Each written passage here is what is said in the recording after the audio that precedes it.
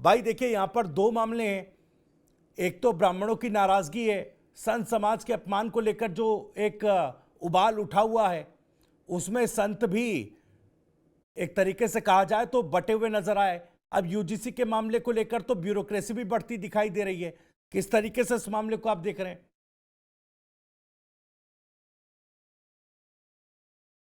देखिए, ये मामला मैं समझता हूँ जितना सामने दिख रहा है उससे ज्यादा कहीं गंभीर है।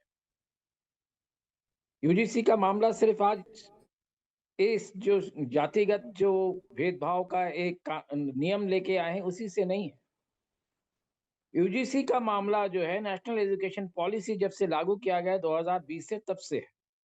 और उसमें खास करके सभी वर्ग बहुत आहत है कि 3 साल के ग्रेजुएशन को 4 साल का कर दिया गया, और आज तक, जबकि 4 साल से ज्यादा गुजर गए हैं, चौथे साल का सिलेबस अभी तक सही ढंग से नहीं बना। जी। जनता में काफी आक्रोश है कि जबरदस्ती 4 साल का क्यों किया गया। जबरदस्त आक्रोश है, लोगों में आक्रोश है कि नौकरी नहीं दे पा रहे हैं तो अब 1 साल डिग्री का बढ़ा देंगे। ये एक यहाँ से शुरू होती है चीज, और आज जो चीजें हो रही हैं उसमें पहले तो आपका हिंदू मुसलमान चला, अब शायद हिंदू मुसलमान चल नहीं पा रहा है।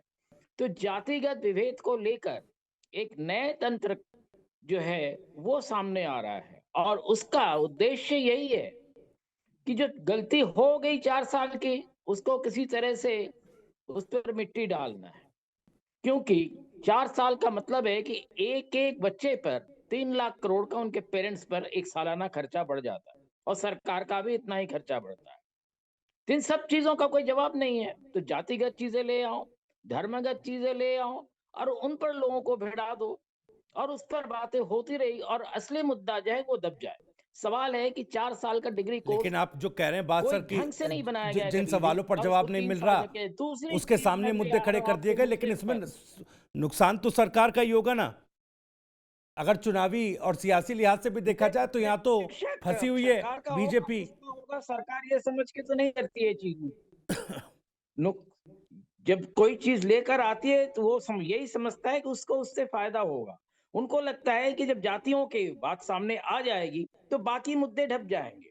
पर अब जिस तरह से चीजें उभर कर आ गई कि वो ब्राह्मण वर्ग से सदस्य हो गया, तो ये एक नए तरह चीज आ गई जिसके लिए मैं समझता हूँ कि जिन्होंने ये सारे नियम लागू किए उनको शायद पहले नहीं सोचा होगा। उन्होंने जी। सोचा होगा इस तरह से एक जातिगत विभेद चलता रहेगा, और हमारी जो है डिवाइड एंड रूल की जो पॉलिसी है वो चलती रहेगी। और आज जो चीज देख रहे हैं, आप कह रहे हैं क्या ब्राह्मण इससे अलग हो जाएंगे? अभी ये कहना थोड़ा जल्दी है कि ब्राह्मण बीजेपी से अलग हो जाएंगे या नहीं, क्योंकि पॉलिटिक्स में अभी समय है। चुनाव का समय अभी है साल भर तक का। साल भर नहीं तो अब 6 महीने तो मान ही लीजिए। तो इतने दिन में बहुत सारी चीजें बदल भी जाती हैं, इसलिए ये जी। कहना अभी थोड़ा सा जल्दी है कि ब्राह्मण पार्टी से या किसी भी पार्टी से अलग होके कहीं चले जाएंगे। पर जी। संभावनाओं से इनकार नहीं किया जा सकता। बिल्कुल ठीक है सर, लौटूंगा। सुनील कौशिक साहब, मैं आपके पास आ रहा हूं। जैसा कि शिवाजी सरकार साहब कह रहे हैं कि भाई ये जो सरकार नियम लेकर आई है, ये बैकफायर उसी पर कर रहा है। आप कैसे देख रहे हैं इसको?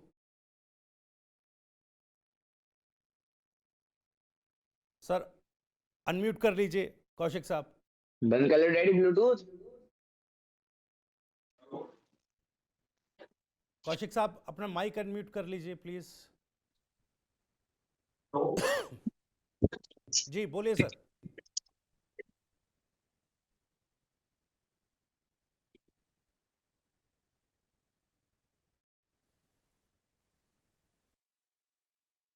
लग रहा है कुछ तकनीकी दिक्कत है। मैं लौटूंगा कौशिक साहब के पास। आलोक पांडे जी, मैं आपके पास आ रहा हूं इसी सवाल के साथ। जैसा कि शिवाजी सरकार जी कह रहे हैं, भाई ये सरकार को पता नहीं था कि ये पूरा मामला है, और ये जो नया नियम है ये सरकार के लिए एक ब्राह्मण बनाम सरकार वाली एक स्थिति पैदा कर देगा। वो नियम बैकफायर कर गया है सरकार पर। आपका टेक क्या है सर? भगत सिंह जी, ये ब्राह्मण बनाम नहीं, ये सवर्ण बनाम है। जी। ये ब्राह्मण को अलग क्यों बिल्कुल। हम करते हैं, फिर सवर्ण, गड़बड़ हो बिल्कुल। जाएगा। ये सवर्ण बनाम, और ये सवर्णों के विरोध में है, इससे कहाँ कोई डाउट है। लेकिन सरकार का क्योंकि पीडीए से डरी हुई है 2024 के चुनाव से, तो पीडीए का कार्ड प्रो पीडीए लाना चाहती है। अब ये कैसे पिछड़ा दलित अल्पसंख्यक की ज्यादा हितैषी हो, समाजवादी पार्टी की पीढ़ी के काट में ये एक कदम और आगे बढ़ गए, जबकि भारतीय जनता पार्टी का टेक जाति का नहीं धर्म का है। और अगर आप जाति के फील्ड पर आकर खेलोगे तो आपको चोट लगनी है। आप तो हिंदुत्व के टेक वाले हो। भारतीय जनता पार्टी तो हिंदुत्व पर खेलने वाली पार्टी है। ये कहां से जी जाति के आ गई? जाति के खिलाड़ी और बड़े हैं। जाति का खेल तो समाजवादी पार्टी ज्यादा अच्छा खेलेगी आपसे। जाति का खेल बहुजन समाज पार्टी खेलेगी। जब समाजवादी पार्टी धर्म का खेल खेलती है तो वो उसमें उसको दिक्कत होती है। लेकिन जब वो जात का खेल खेलती है, उसका जन्म ही जात के आधार पर हुआ है।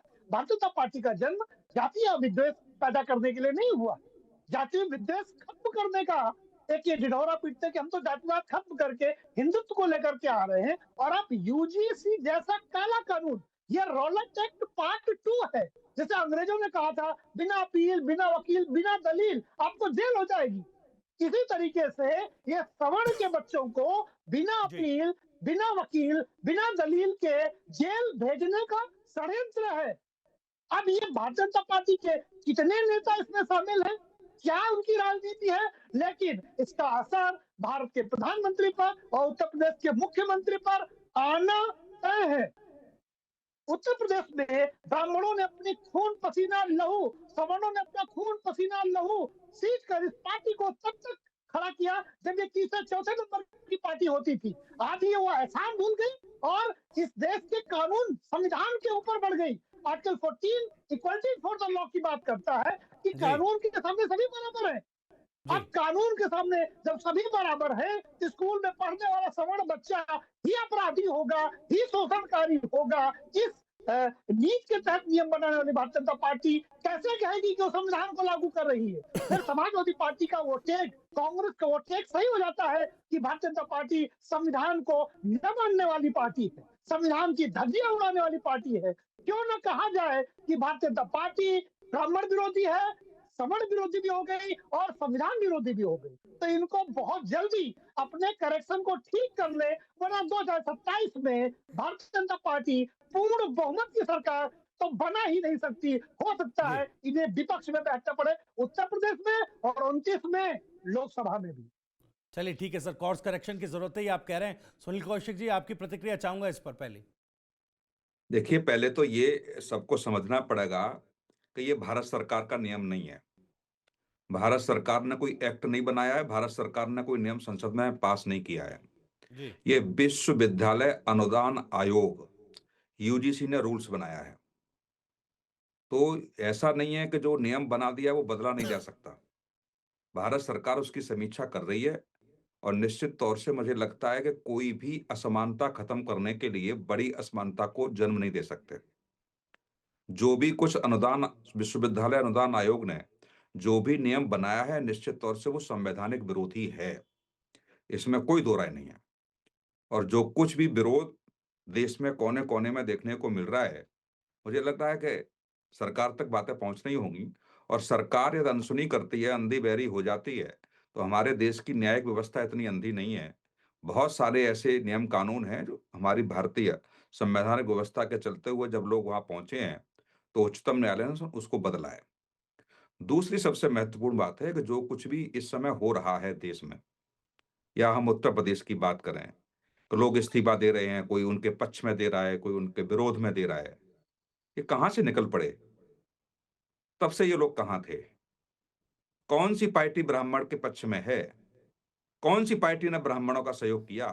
कौन-सी पार्टी ने ब्राह्मणों को सिर पे बिठाया?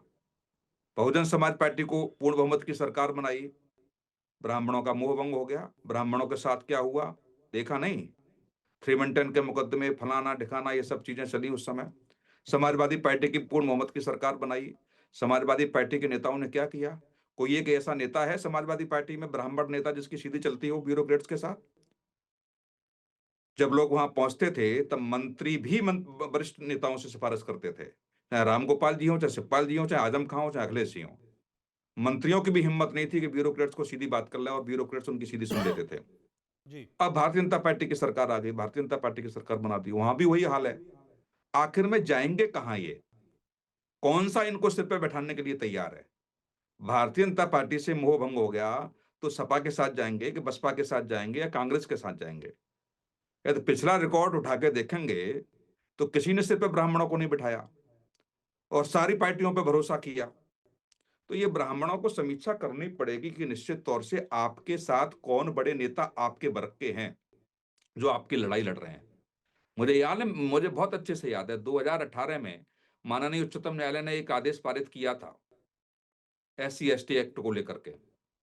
पूरे देश में आग लग गई थी और संसद भवन में आप देखेंगे महात्मा गांधी जी की मूर्ति के सामने दलगत से राजनीति से अलग उठ के दलित वर्ग के सारे सांसद, चाहे वो भाजपा के हों, चाहे सपा के हों, चाहे कांग्रेस के हों, चाहे बसपा के हों, चाहे अन्य राजनीतिक दलों के हों, सब एक मंच पर थे। किसी ने नहीं कहा कि मैं भाजपा का हूं, मैं कांग्रेस का हूं, मैं बसपा का हूं, मैं सपा का हूं जी। तो ये चीजें अब दिख रही हैं क्या? नहीं दिख रही। और उसका मूल कारण आप देखिए, मैं एक और बहुत स्पष्ट कर दूं, जांच हो सकता है लोगों को न पता हो, आप लोग भी भविष्य समीक्षा कराइए। जितना भी वोट बैंक उत्तर प्रदेश में कटा है इस समय SIR को लेकर के, वो सब हाई कास्ट का है। आप AC को रूम से लेकर के BLO ऑफिस तक गए ही नहीं, आपने वो डॉक्यूमेंट्स वहां दिए ही नहीं। आप लोग ये समझ रहे थे BLO घर चल के आए। और 2024 के चुनाव में एक और समीक्षा सारे लोग बैठ के कर लें कि जहां सवर्णों का बूथ था वहां वोट प्रतिशत कितना हुआ। आप करें सरकार आपके साथ खड़ी हो जाए, आप करें राजनीतिक दल आपके साथ खड़े हो जाएं। जब वोटिंग के समय पे आप जाते हैं टूर पर, परिवारों के साथ निकल जाते हैं, आप वोट डालने नहीं जाएंगे, आप बोर्ड नहीं बनवाएंगे और फिर सरकार से कहेंगे कि सरकार और राजनीतिक दल हमारे साथ कौन खड़ा हुआ है जी। ये कटु सत्य है, इसको समझना पड़ेगा बहुत ईमानदारी के साथ उस वर्ग को। मैंने कम से कम नहीं है SIR को लेकर के ऐसे 12 बूथ की समीक्षा की जब सवर्ण वोट 100% था, वहां वोट कटा। और जब BLO से चर्चा हुई उनको लोग आए ही नहीं हमारे पास, हम लोग घर गए, घर भी नहीं मिले वो। तो क्या भारतीय जनता पार्टी या समाजवादी पार्टी या बहुजन समाज पार्टी, कांग्रेस स्वागत करेगी आप लोगों का? आपके पास वोट देने के लिए आपके पास समय नहीं, वोट बनवाने के लिए आपके पास समय नहीं, और आप करेंगे कि साहब सवर्णों के साथ ये हो रहा है, ब्राह्मणों के साथ घुमा दिया सर, नेता प्रतिपक्ष ने तो तुरंत फोन घुमाया। अरे फोन भविष्य घुमाने से क्या होता है? उनकी कौन सुन रहा है जो फोन घुमा रहे हैं जी? क्या मैं अभी से जानता हूं उनको जिनने फोन घुमाया है? क्या उनकी कौन समाजवादी पार्टी की सरकार में सुन रहा था? उनके भी आंसू हमने समाजवादी पार्टी की सरकार में निकलते हुए देखे हैं। अब कहलवाएंगे तो ठीक नहीं है उनके हमराम से, उनकी भी लोग सुनने के लिए तैयार नहीं थे। अब यह है कि आपको राजनीति करनी है, इसलिए आपको उस कुर्सी पे बिठा दिया जी। आप बता दें ना, जनेश्वर मिश्र साहब से कई बार मैं मिला, मुलायम सिंह यादव के संग उन्होंने राजनीति की तब बात अलग था, उसके बाद सारा परिदृश्य बदल गया। एक संदर्भ में मैं गया, उन्हें कौन सुन रहा है मेरी? कोई सुनने के लिए तैयार नहीं है। तो ये, और ऐसा नहीं कि समाजवादी पार्टी में, हर राजनीतिक दल में यही है हाल। आपका काम पड़ेगा, आपकी बात होगी तब आप अपने नेताओं को याद करेंगे, और जब नेताओं को आपकी जरूरत होगी तो आप बट जाएंगे। तो ये जो, अच्छा दूसरी बात क्या है आप देखिए, UCC को लेकर के केवल ब्राह्मणों को दर्द हो रहा है क्या? ठाकुरों को दर्द नहीं हो रहा, बनियाओं को दर्द नहीं हो रहा, और किसी को दर्द नहीं हो रहा, केवल ब्राह्मणों की राजनीति शुरू हो गई कि UGC का नियम जो बदला है वो बिल्कुल गलत बदला है, केवल उनसे ब्राह्मणों का ही नुकसान होगा जी। इस राजनीति को समझना पड़ेगा बहुत बारीकी से कि जो लोग राजनीति कर रहे हैं, निश्चित तौर से वो उत्तर प्रदेश की राजनीति या देश की राजनीति समझते, खुद अपना चेहरा चमकाना चाहते हैं। आप वहां उसको समझना ही नहीं चाहते जो जमीनी स्तर पर चीजें हैं। केवल हवा में बात करने से, मीडिया को प्रेस कॉन्फ्रेंस करने से, मीडिया के सामने आगे आने से हालात नहीं बदल जाएंगे।